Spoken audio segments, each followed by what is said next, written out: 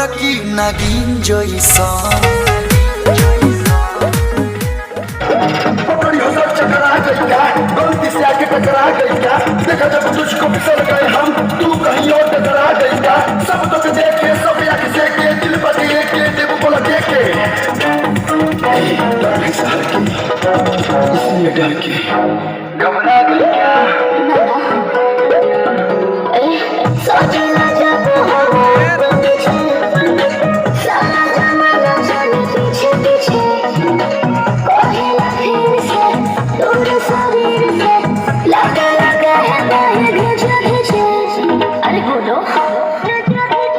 आज तक आवाज कर टील जैसन ताल पटू धिनक धिनक दिन दिन जैसन